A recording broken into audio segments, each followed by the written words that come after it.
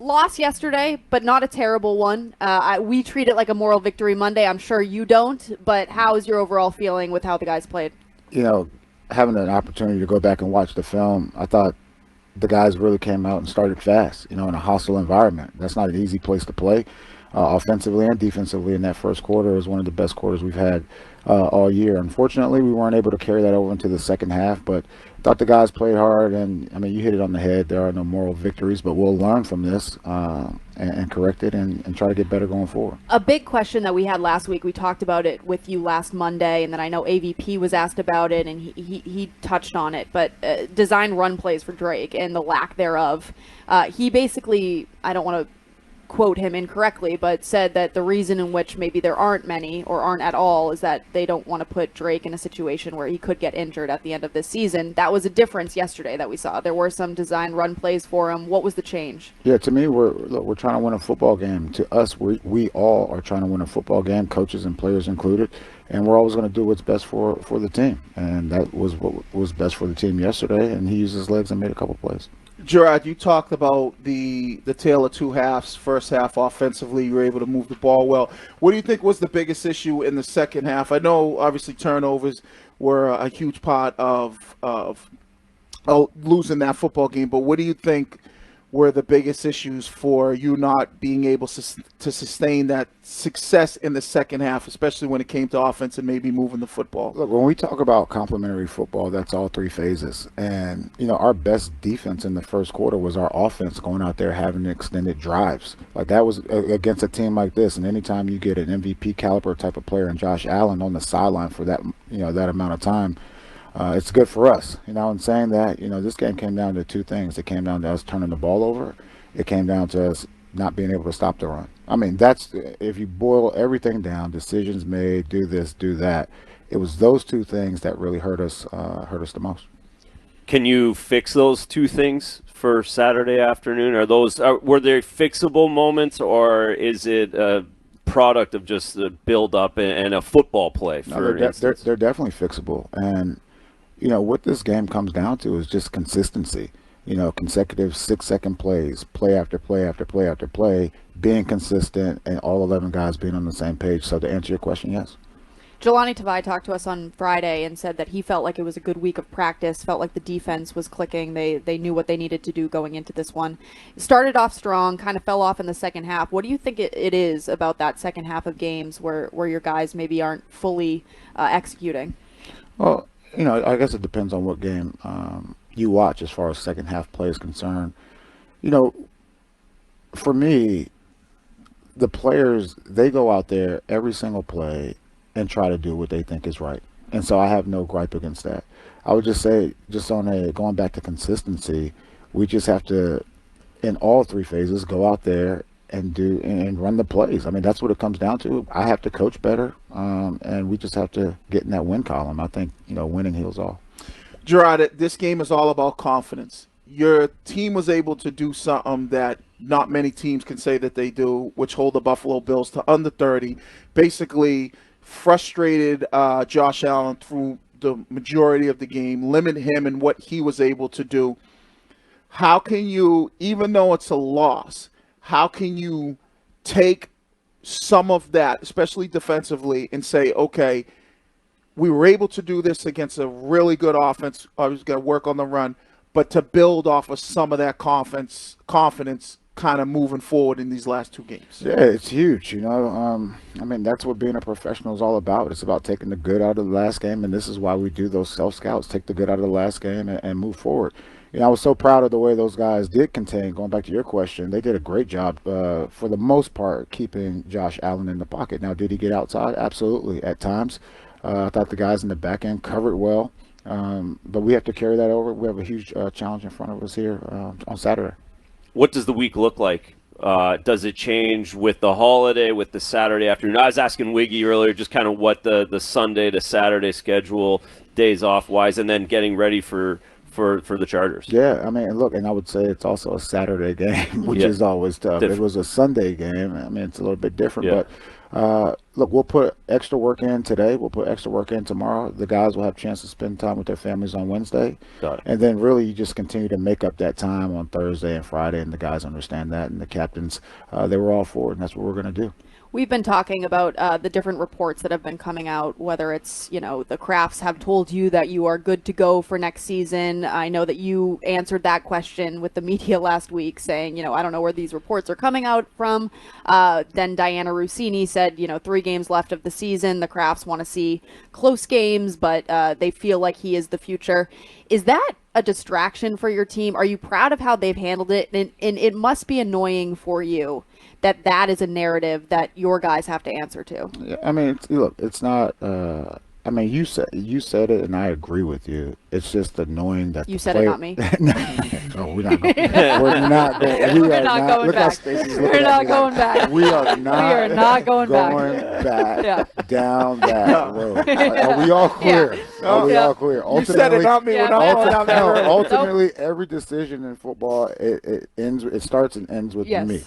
Going back to your question was what now? Because now you threw me off my game. I just feel like it must be annoying. Oh, sorry. Yeah. Look, the guys, they handle it the way they handle it. I never tell them what to say, and to me, it's about the consistency and the messaging within the building, and that's what it's all about. I can't control what's being reported. I can't control.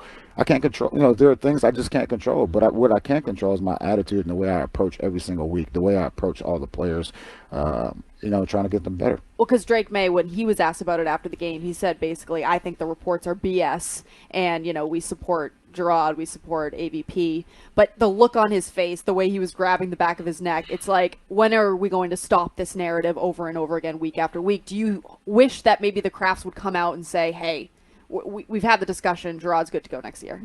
Again, I don't know what that would do. It doesn't matter. To Shut me, us up. No, I mean, look, you guys are you got to fill up the airwaves somehow. You're right. You know what I mean? So it's fine. For me and for the team, we're pushing forward and we're getting ready for the Chargers. Look, we just have to continue to get better. It's about the process, and that's what we're doing.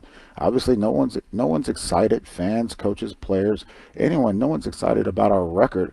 But what we have to do is just go back to the drawing board every single week and continue to get better on a down after down basis, day after day basis. Well, one of the things that you kind of look at is when like you said, you're able to self-scout and kind of self-evaluate. With these next 2 games, I feel like you guys put yourself in a position where you went into Buffalo and it was a game you could have won. What do you have to do, especially starting with the Chargers? What do you have to do as a team to say, okay, we can win these games and we can play with these teams moving forward, especially coming up against the Chargers on Saturday? It's about putting 2 halves of football together. I mean, look, we go back, and how many one-score games have we had throughout the season and just weren't able to finish? It's about putting 4 quarters of good complementary football together, and that's what we plan to do on Saturday. Jerod, I got a question. Yes.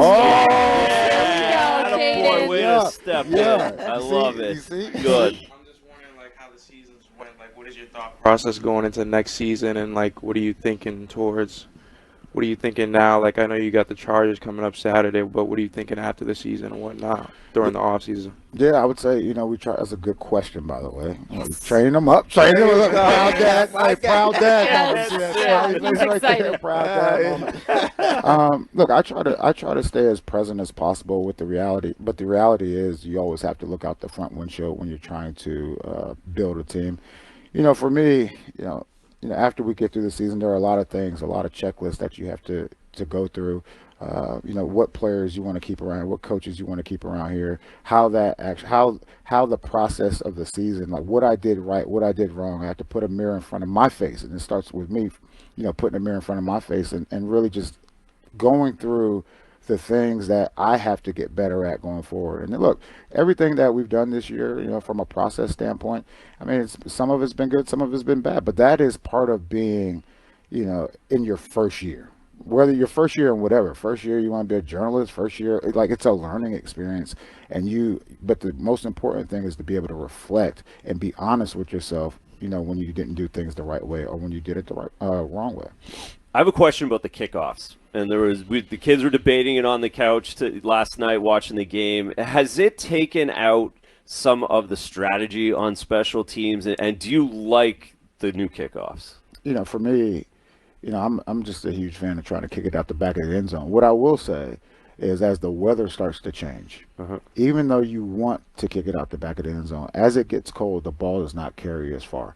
And so I think as we go through this season and the cold weather games continue to pop up, you're going to see a lot more returns coming up here soon. When it comes to Rhamondre, another game where he looked great in the beginning, but, holding on to the football, what's been the issue there, you think? Yeah, I mean, everyone is different. Every one of those fumbles has really been different, but it's a mentality, and we continue to reiterate to the whole team, whoever has the ball, even the defensive players, if they get an interception or something like that, when you carry the ball, you're carrying the fortunes of the rest of the team, and we just have to we have to get better. And I would say, look, Rhamondre understands that more than anyone else. He understands that he has to protect the football, and so we gotta get better in practice and just show up in the game. Same thing with penalties. All the penalties are different. Yesterday Hunter Henry has another holding penalty. What do you see there? Yeah, I don't really put that holding penalty, on Hunter per se. I think Drake, as he watches the film, he would see that if he just went downhill, it wouldn't be a holding. That same position that Hunter was in is this exact same position on stretch run plays that offensive tackles are in. And when they think the running back's going to cut back, but he continues. Yeah, you probably had some holding penalties. Oh, yeah. He continues to go outside, and now you're like, oh shoot. Yeah, and it's that slight tug. They call it. Tell him no, go inside. That's right. I can't help you. That's right.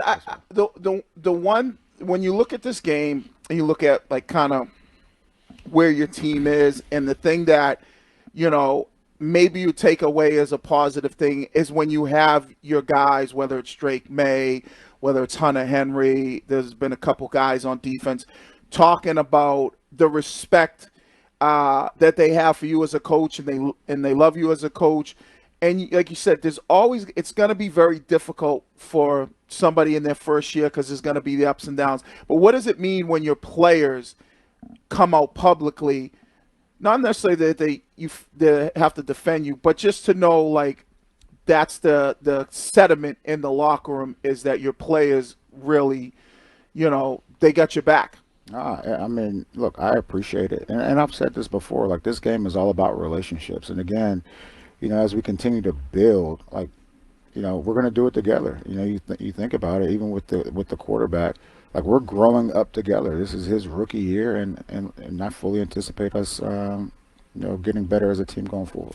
There was a moment in the game, I don't know if you'll tell me, but you and Drake were having a conversation. It looked like a growing or a teaching moment in the game. Is there anything that you can kind of elaborate on and maybe give us a little insight onto what you guys might have been talking about? The play kind of point I'm talking about, you came off to the sidelines, you kind of were covering your mouth, looked like you were having a discussion. We got lip readers out there. Yeah. And I didn't know. So I covered my mouth, and then you asked me to talk about it here. So that really just takes away the entire reason I don't know. I mean, covering my mouth. Well, maybe it was just like I'm not answering. You cover your mouth for a reason. I thought you didn't want the team to know, but now the game's over. The team to know. What's the other team? You think they can lip read from across so the who field? you covering? Who's lip reading? It's us. You guys. Oh, ain't no way we can lip read. I mean, we did it with Jonathan. I could. All right, let's go. Next question. Let's go. I want to go back to you talked about reflection, but it's very hard to reflect in the middle of the season when every day you're trying to get ready to the next. So have you had an opportunity, and how do you do that, I guess, in season, both reflecting on how to get better for yourself, but really the main focus, your job, is to make everybody else better around you? Yeah, I would say, with having a late bye week, that gave me an opportunity to really reflect. Yep. And in saying that, a few weeks later, now we had a very late bye week. A few weeks later, I'll go back through it and get better and evaluate all those things. Playing a tough team like Buffalo twice in such a short period of time, obviously both teams get to look at that film and fix things that maybe went wrong. What do you feel like the advantage is playing a team twice in such a short period of time at the end of the season? Yeah, to me, it just kind of neutralizes everything. Like you just said, they get to see things and we get to see things, and that game's going to come down who can adjust faster. I mean, that's what it's going to come down to. All right, well, it's time now for the Hellmann's Mayo question of the week. You can purchase Hellmann's at your local Walmart or grocery store to add extra deliciousness and creamy flavor to your game day dishes this football season. Wiggy? Jerod, was there a conscious effort in the game yesterday from a defensive scheme where you were more focused on keeping Josh Allen in the pocket rather than like really attacking the pass rush? Because I almost felt like, you kind of saw that from some of the defensive linemen. Yeah, 100%. This is one of the most dangerous players when he's a yard away from the sideline. Like, this guy can make all the throws across the field, down the field, and so keeping him in the pocket, that was definitely the goal. And I thought overall they did a good job doing that. Any Christmas traditions as we get closer to Wednesday for the Mayo family? Open presents. The kids just love opening presents, and then as a dad, you start to have to build a bunch of things. Yep. And now that my kids are getting older, though, it's about the V-Bucks, it's about clothes, it's about like some of that stuff. It's more about the money. Yeah, that's right. Show me the money. What's Santa leaving in his stocking? How much is in his stocking? Here's $100 in the stocking. Are you ham, turkey, tenderloin? I'm a turkey guy. I mean, not just like a basic turkey, though, like a Cajun turkey or a fried turkey, something like that, I've never Everything tastes better fried. Yeah. White meat or dark meat? I'm gonna go with the dark. There you go. All right. Well, thanks for everything this season so far. I hope you have a Merry Christmas. Wiggy's going to be in. Hey, don't ask anybody else that question. It is. You picked the right one. You picked the right one. I like it. I like it nice and juicy. I'm a ham guy, so. You don't like dark meat, though. I mean, no, I don't mind it, but I'm a ham guy. I rather prefer ham over. Ham's gross. Yeah. Nice honey baked ham. All right. Well, Merry Christmas. Merry Christmas and You'll happy be in holidays. next Monday before New Year's Eve? I'm not sure. You guys tell me. Well, I don't know. Wiggy's here. Yeah, I mean, I don't Yeah, know. I'll be here. All right. Awesome.